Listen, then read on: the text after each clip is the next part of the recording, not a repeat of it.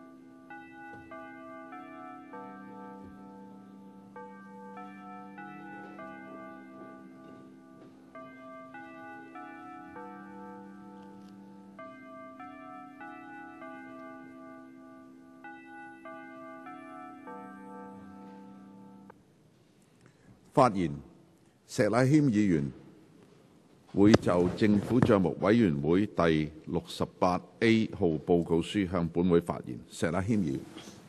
Mr. President, on behalf of the Public Accounts Committee, I have the honor to table our report number 68.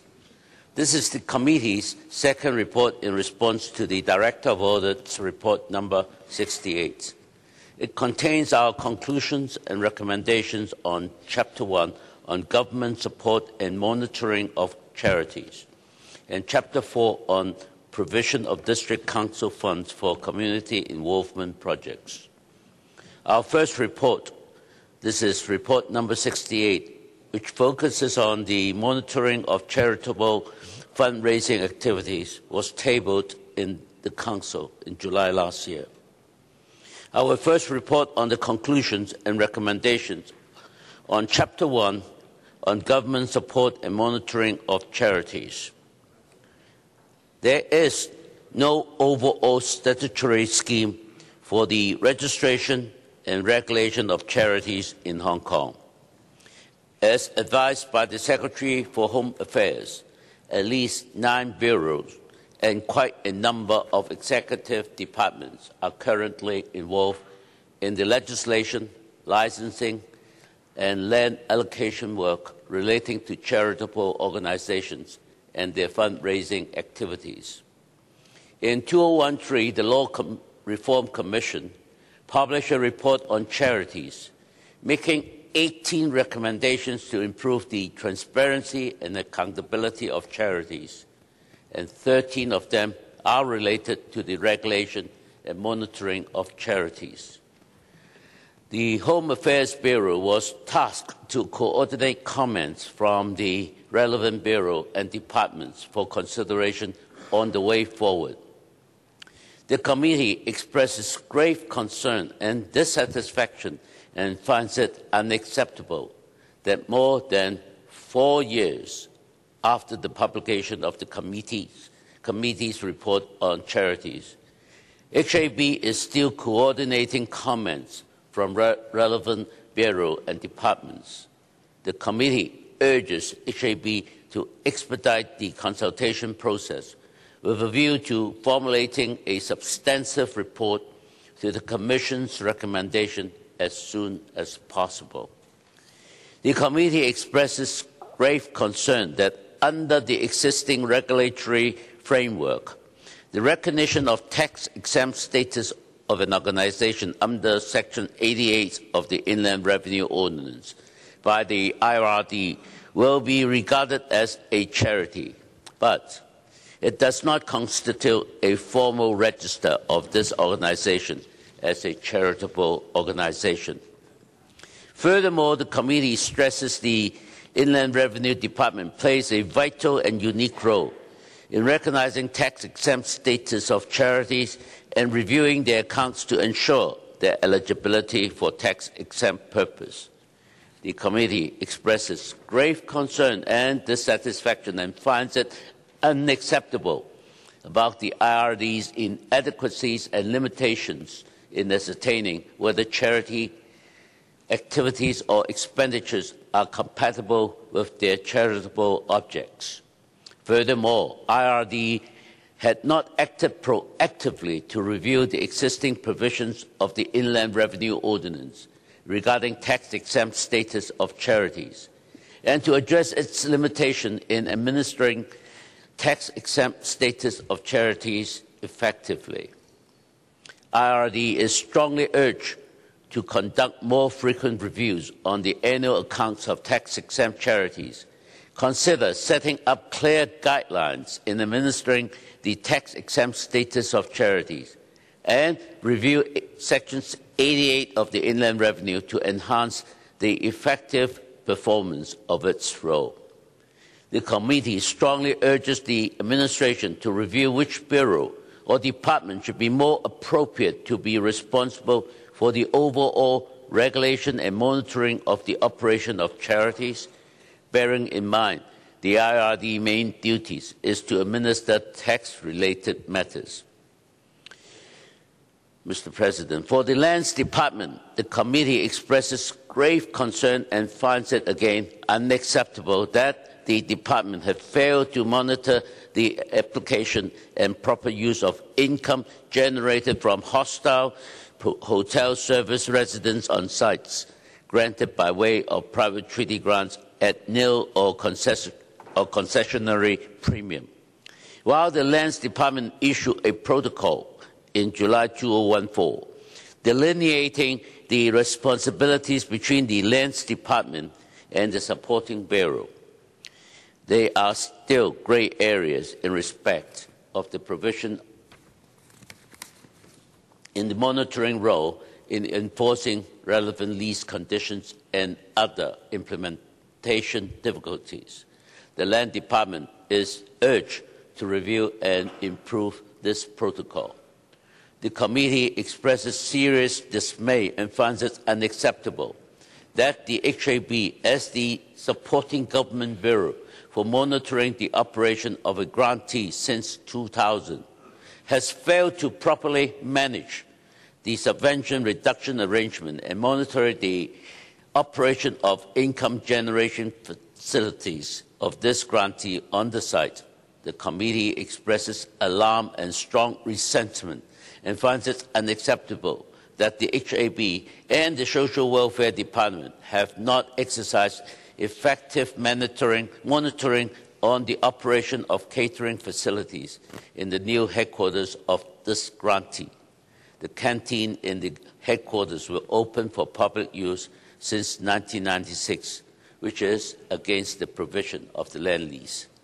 The committee also expresses grave concern and dissatisfaction and finds it unacceptable about the inadequacies in the regulation of the Chinese temple by the Chinese Temples Committee. As an example, Mr. President, is that the two temples have been managed by two organizations without any delegation of agreements since 2006 and 2007, respectively, which undermine the accountability of these two organizations to the Chinese Temple Committee. Now I turn to Chapter 4. For Chapter 4 on the provision of District Council funds for community involvement projects, the committee wrote in May last year to the administration requesting for written responses to a series of questions on issues raised in this Chapter 4 of the report number 68. Having reviewed the administration's responses, the committee decided to invite the relevant bureau and departments for a public hearing, giving them a chance to explain the issues in more detail. The committee expresses grave concern about the inconsistencies and variation across different district councils in managing community involvement projects. While each district council is given some degree of flexibility to make its standing orders and work procedures to suit its characteristics and circumstances, it is important that district councils should ensure transparency and accountability in their consideration and approval of community involvement projects, which involve public money. The Home Affairs Department is urged to implement measures to improve the situation. The committee also expresses great dissatisfaction and finds it unacceptable about the irregularities and deficiencies in respect of declaration of interest by member of District Council and its committee and working groups. HAD is urged to implement measures to enhance the management of conflicts of interest in accordance with the standing order of each District Council, including reminding District Council members to declare their interest where appropriate, reminding chairpersons to rule on conflict of interest declared by members at meeting, and recording the rulings as well as their rationale in the minutes of the meeting.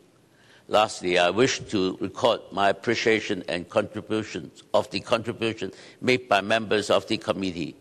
Our gratitude goes to the witnesses who attended the hearings held by the committee. I would also like to express our gratitude to the Director of Audit and his colleague for their unfailing report. Last but not the least, I'd like to thank the Secretariat for their usual manner in providing the usual backup for the committee. Thank you, Mr. President. 質詢，第一項質詢，麥美娟議員。